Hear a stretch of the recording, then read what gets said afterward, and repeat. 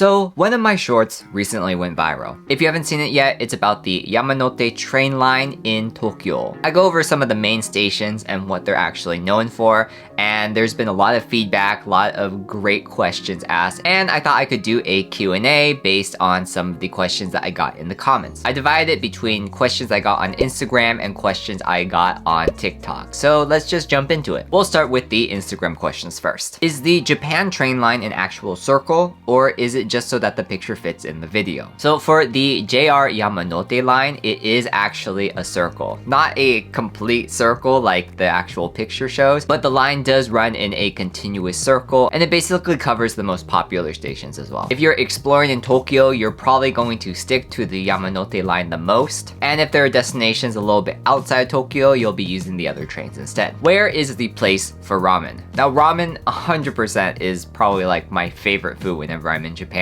so I know what good ramen is. I do have to say I'm not a huge fan of the tonkotsu broth, the pork-based broth, just because it's usually a bit oilier, a bit saltier, and of course it does have more flavor, but it goes a bit overboard. You're gonna have a lot more options for broth like shio and shoyu, and I would honestly say there's no wrong place to get ramen. Ramen is pretty good almost everywhere in Japan, I would say. If you're looking for some of the more popular joints, I would say Tokyo Station is a great place to start. They have a whole ramen, almost food court area where they just have a bunch of different ramen shops, and that's within the station on some of the lower floors, so I would definitely check that out. And a lot of my personal favorite ramen places are in Shinjuku as well. Afuri is a great chain if you're interested in some citrus ramen broths. They do a great yuzu broth, but I actually just like their plain shio. It's really good, and they barbecue the pork as well, so chef's kiss. But I'll have to make another video of some of my favorite ramen places too. This is a two-part question that says, where do I go to, number 1, find a girlfriend, and number 2, find the cool cars at night? Girlfriend, how do I even answer this? I don't really know. If I'm being completely honest, I don't think there's like a specific place that gives you a higher chance of finding a girlfriend or relationship or anything like that. You know, depending on the scene that you like to be in, like if you're going to like bars and clubs and trying to find someone like during nightlife, then I would say Shibuya or Roppongi, even Shinjuku is pretty good. But you know, I feel like a lot of people are just like, oh, where do I go to find a relationship or something? And you have to build that up with your own personality and just like being outgoing and meeting people, right? You just stand on the side of the street in a specific place, like there's no guarantee that you're gonna get a girlfriend. You're just gonna look freaking creepy, right? So I would say just like any place where you're able to have social interaction with groups, you know, maybe join some clubs or find recreational activities like sports or something like that, especially if you're living in Japan at the time. But you know, it would be the same for like finding friends in Japan per se, right? Like especially if you're only going for vacation for like a week or two, it's really hard to like make a connection with people unless you're super outgoing. And of course, speaking Japanese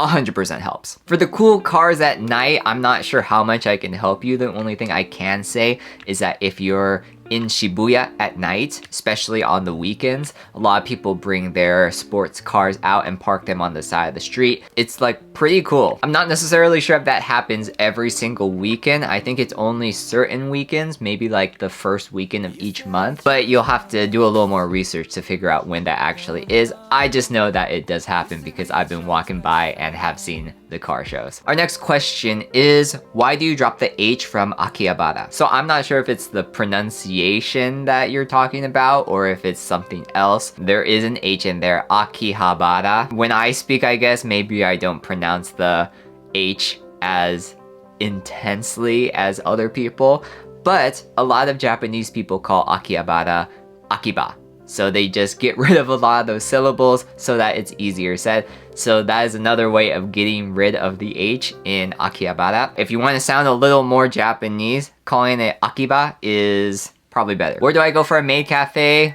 Akiba. I feel like I've never really seen very many maid cafes in any other places besides Akiba. Maybe 1 or 2 in Shibuya, but I would say that the culture for it is much more in Akiba than anywhere else. So that would be the first and foremost place to check out. Can you make one for Suica, or is it the same? Now, Suica is not a train system or anything like that. It's actually the card you use in order to pay for your train fees. They have Suica and they have Pasmo, and I believe they have a new one right now because the Suica has been discontinued for a little bit. I believe it's because of a microchip issue.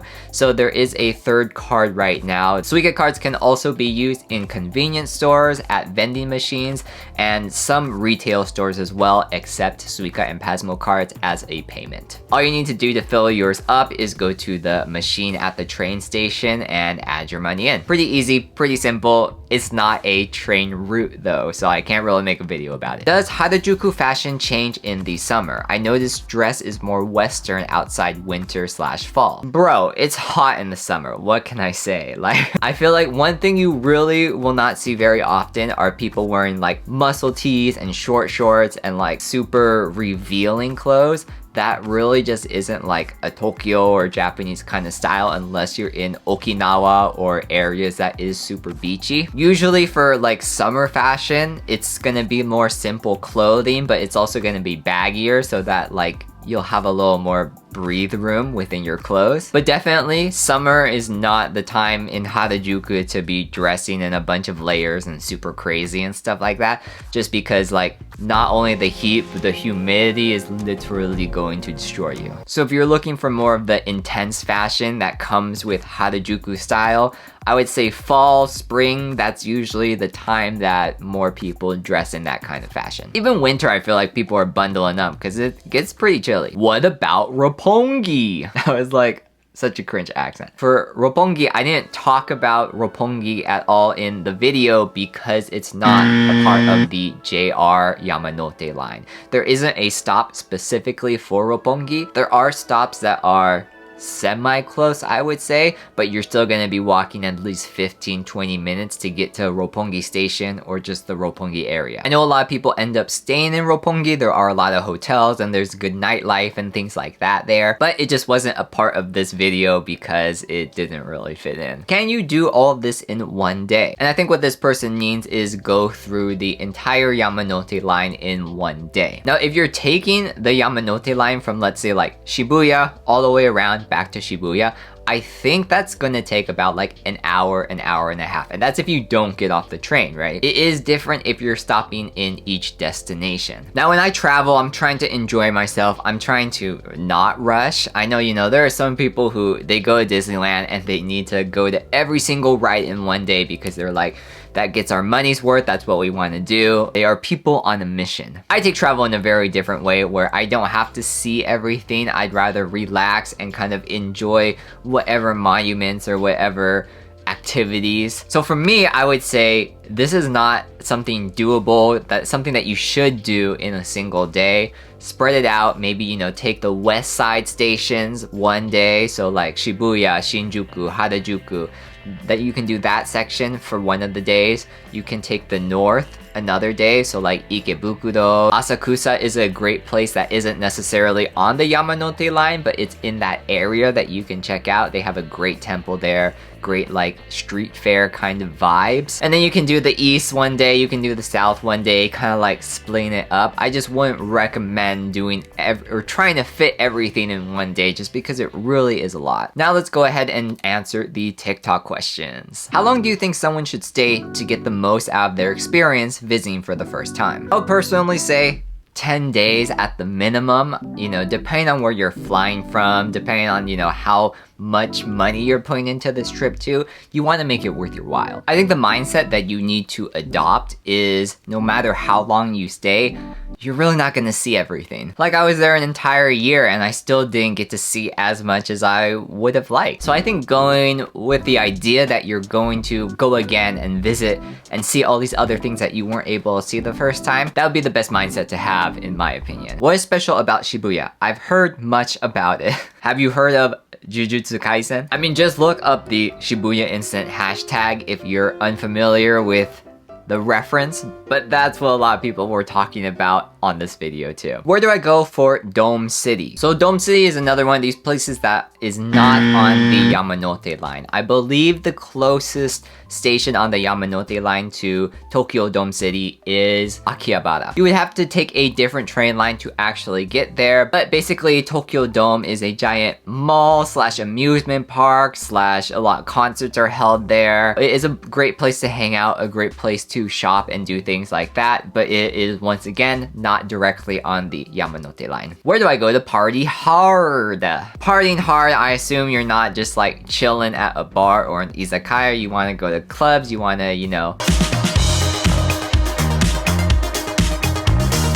Once again, I think the best nightlife is in either Shibuya, Shinjuku, or Roppongi. So pick your poison. I think you can't really go wrong with any of those places. Where to go for bukakk?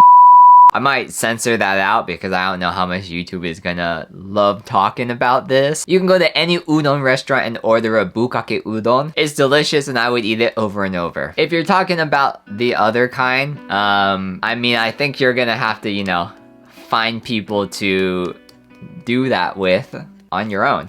Oh yeah, any small and quaint towns around this line to explore. Tokyo is freaking busy, so like small and quaint is kind of difficult to find. Very different from small and quaint in more of a rural area or really outside of a city. I really like the Meguro area. I feel like it's not as hustle and bustle as like Shinjuku and Shibuya, but it's still pretty close. And there is still a fair amount of foot traffic, so there are gonna be people out a lot. But it has much more of a kind of neighborhood vibe. Also, it's just the more that you explore outside of the Yamanote line, you know, kind of getting outside of the main center of Tokyo, that's where you're gonna find more small, quaint areas. Come to think of it, I did spend a little time in Hatagaya. It's really close to Shinjuku, just a few stops away on the local train, and they have this like really cute downtown area, but it's just so much more quaint and small rather than like anything that you can find more in the main areas of a bigger train station. So you might want to check that out too. Where do I go for Gundam? Odaiba, of course. Check out Odaiba. You can also go to the Team Lab exhibits there.